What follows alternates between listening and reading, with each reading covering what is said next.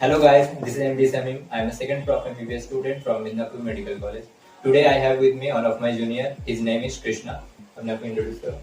I am Krishna Chandra Mishra and I am a native of Bhajanpura, Delhi. And currently I am pursuing my first year medical. तो अपना ACS का year बता. 2000. तेरा NEET में AR कितना था और स्कोर कितना था? मेरे नीट में 11,769 रैंक थी और स्कोर 618 कितना आया था? फिजिक्स में 109, केमिस्ट्री में 154 एंड बायोलॉजी में 355.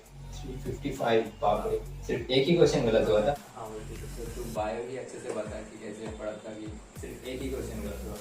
एक्चुअली बायो में कुछ चैप्टर्स के तो 3-4 रीडिंग्स थे सिर्फ. जैसे आसान चैप्टर बायोलॉजिकल क्लासिफिकेशन हो गया और प्लांट किंगडम हो गया, एनिमल किंगडम हो गया. मतलब इनके तो मैं बार बार रीडिंग नहीं करता था. एग्जांपल्स सबसे इंपॉर्टेंट, मतलब ज्यादा एग्जांपल्स आते हैं तो एग्जांपल्स रिवाइज किया करता था. मैं रीडिंग नहीं करता था पूरा.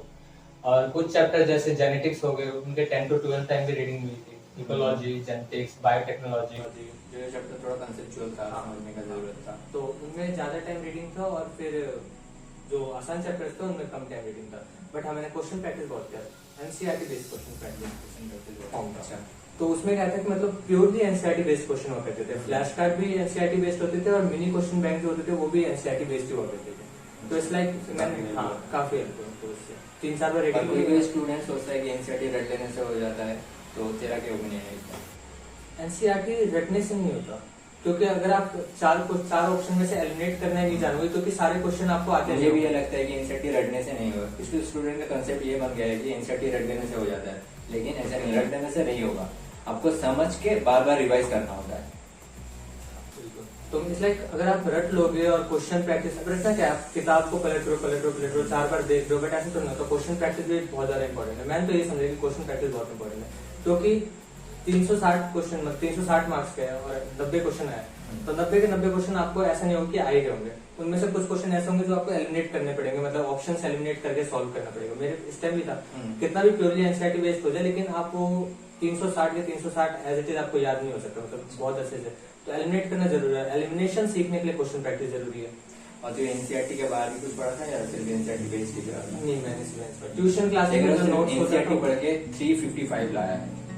तो मैं सिर्फ एनसीईआरटी में सर ट्यूशन क्लास में जो टीचर्स पढ़ाते तो बस नोट लेता था, घर जाकर मैंने रिवाइज नहीं, बस उसी टाइम पढ़ा और वीकली टेस्ट में बस काम आ जाता, इतना रिकॉल रहता था. उसके बाद सिर्फ एनसीईआरटी. सिर्फ एनसीईआरटी, हाँ सिर्फ एनसीईआरटी और कुछ नहीं पढ़ा. और केमिस्ट्री?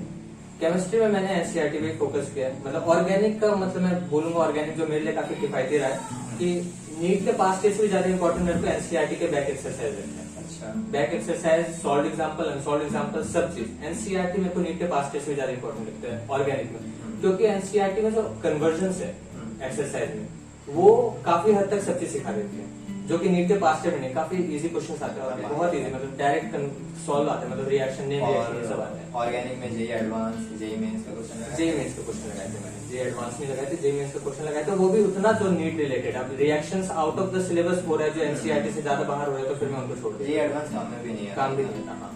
और ये तो हो गया ऑर्गेनिक. इसके बाद इनऑर्गेनिक कैसे पढ़ते थे? इनऑर्गेनिक एनसीईआरटी रीड करी, सेम बायो वाला कॉन्सेप्ट ये लगाया मैंने. एनसीईआरटी रीड करी 3-4 बार और फिर एनसीईआरटी बेस्ड क्वेश्चन लगाए. सेम नीट प्रेप का प्लेटफॉर्म यूज किया था, वहीं पे मतलब एनसीईआरटी बेस्ड क्वेश्चन हो जाए. और चलो हो गया दोनों. इसके बाद फिजिकल में मैंने क्वेश्चन प्रैक्टिस करी थी, मतलब नीट पीवाईक्यू 2 बार लगाया था. एनसीईआरटी मतलब मैंने बहुत लोगों के मुझसे सुना है कि इस लाइक काफी नेसेसरी है एनसीईआरटी लगाना, बट लेकिन फिजिकल में उतना भी ज्यादा जरूरी भी नहीं है. और वो सब्जेक्टिव पैटर्न में क्वेश्चन करने में उतना मजा भी नहीं आता. होते तो 30-35 है, अब लंबे लंबे क्वेश्चन है. अब सीधा इससे ज्यादा इजी होगा कि आप जेई मेंस को क्वेश्चन लगा लो फिजिकल में, क्योंकि वो एनसीईआरटी होती है. अगर आप लगाओगे, जिन बच्चों ने लगाया उनको पता होता है कि एनसीईआरटी के question as it is JEE Mains में उठ के आएंगे. और नीट एनसीईआरटी से भी इजी फिजिकल देती है. तो आप नीट के पीवाईक्यू लगाइए फॉर लोअर कॉन्सेप्ट, मतलब बेसिक क्लियर हो जाए आपका. और उसके बाद higher concept, by chance NEET में अगर एक आध क्वेश्चन फिजिकल केमिस्ट्री से हार्ड आता है तो उसके लिए आप जेई मेंस प्रैक्टिस कर सकते हैं. मतलब नीट के प्रीवियस ईयर और JEE Mains in physical chemistry according. More than sufficient. और एम्स के प्रीवियस ईयर जिम्मर ऐसे. हाँ मेडिकल के लगा सकते. मतलब एम्स के मैं क्वेश्चन ऐसे रैंडम ऐसे नहीं कि मैं पूरा बैठ के लगा रहा हूँ कि हमें को एम्स के 30 के 30 से 40 के 40 जितने क्वेश्चन है पर्टिकुलर चैप्टर से वो सारे सॉल्व करने. रैंडमली खाली टाइम में बैठा 10 क्वेश्चन लगा ले. अदरवाइज मैं नीट के पीवाईक्यू और जेई मेंस पे फोकस करता हूँ. फिजिकल केमिस्ट्री में। केमिस्ट्री भी हो गया, बायो भी हो गया, उसके बाद फिजिक्स के बारे में थोड़ा बता दें। फिजिक्स में मैंने नीट के PYQ 2-3 बार लगाए थे। जो ट्यूशंस में नोट्स होते तो उनको कॉन्सेप्ट मतलब उनसे कॉन्सेप्ट क्लियर हो गया, जो ट्यूशन में क्लासेस होते थे उसके थ्रू। हाँ, मैंने मतलब डेली एक रूटीन ऐड करना जरूरी है, क्योंकि जो नीट का पेपर आजकल हो रहा है बहुत ज्यादा एनसीईआरटी बेस्ड हो रहा है और डायरेक्ट फॉर्मुला बेस्ड क्वेश्चन आ रहे हैं आजकल के पिछले 3-4 साल के पैटर्न के हिसाब से। तो नेसेसरी है कि फॉर्मूला आपके टिप्स पे हो, बिल्कुल टिप्स। आप पेपर में बैठ के डिराइव ना करने लगे फॉर्मूला, क्योंकि जितना टाइम बचाओगे, क्योंकि कुछ पता नहीं है कौन सा सब्जेक्ट ज्यादा लेंदी आने वाला है। जैसे इस बार के पेपर में बायोलॉजी लेंदी था, लास्ट टाइम के पेपर में 2021 जो उसमें पेपर उसमें फिजिक्स लेंदी थी।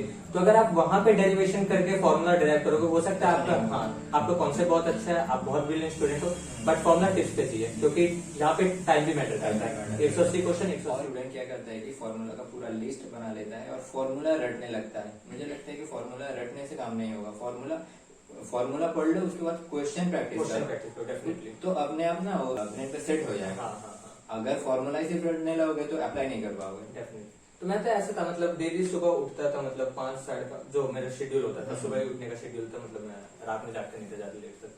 तो सुबह उठ के ऐसे किया कि PYQ उठाया मैंने पास्ट ईयर, और 60-70 क्वेश्चन होते हैं PYQ में। उससे अगर आप 60-70 क्वेश्चन बस ऐसे गो थ्रू हो ना, पेज पलट के क्या इस क्वेश्चन में ये फॉर्मूला लग रहा है, इस क्वेश्चन में ये फॉर्मूला लग रहा है, तो उतना काफी है। 60-70 क्वेश्चन में पूरे चैप्टर का फॉर्मूला रिवाइज हो जाता है। तो मैं ऐसे ही करता, तो बैठा, सुबह उठा और पेज पलटा, पहला क्वेश्चन देखा, पहले क्वेश्चन में मेरे को लग गया कि हाँ ये मोमेंट, अब हाँ मैं वहां पे बस रिवाइज कर लिया, साइड में लिख लिया कि हाँ equal to F/T, impulse equal force upon time. अच्छा, तो ये पेपर कैसे अटेम्प्ट करते थे? पेपर अटेम्प्टिंग स्ट्रेटेजी में पहले ऐसे बायो अटेम्प्ट किया करता था सबसे पहले। हाँ। बायो किया मैंने आधे घंटे में, 20 मिनट में, 35-40, depending on the language of paper. तो उस हिसाब से मैं पेपर अटेम्प्ट करता था और फिर OMR फिल किया साथ के साथ। हाँ, बायोलॉजी खत्म हुई, OMR फिल किया। हाँ, केमिस्ट्री और फिजिक्स में मेरा थोड़ा डिफरेंट था। इट्स लाइक बच्चे ऐसे करते हैं केमिस्ट्री पूरा किया फिर OMR फिल किया, या केमिस्ट्री फिजिक्स करने वाले। मैं ऐसा करता था, 10 क्वेश्चन केमिस्ट्री के, फिर मैं थोड़ा बोर हो गया तो फिजिक्स पे चला गया 10 क्वेश्चन। तो बायो में इतना अच्छा किया और ऑलमोस्ट सभी क्वेश्चन सही है, ये छोड़ दे तो कितना टाइम लगा था? बायो में मेरे को लग गया था 20 मिनट, और 20 मिनट मैंने रिवीजन में लगा दिया था। 20 मिनट में हो गया प्रो? हाँ, फर्स्ट सेट। अच्छा, OMR लेके या OMR हटा के? OMR फिल करके कितना लगा? मेरे को टोटल लग गया था 45 to 50 मिनट्स बायो में। अच्छा, क्योंकि दोबारा मैंने 20 मिनट अच्छा, रिवीजन लगा था। रीचेक किया था। हाँ। और केमिस्ट्री? केमिस्ट्री में शायद मेरे को आई थिंक 50-45 कुछ ऐसे में ऐसे लगता है। अच्छा, 50 फिजिक्स के लिए भी काफी टाइम था। हाँ, 1 आवर के आसपास टाइम था।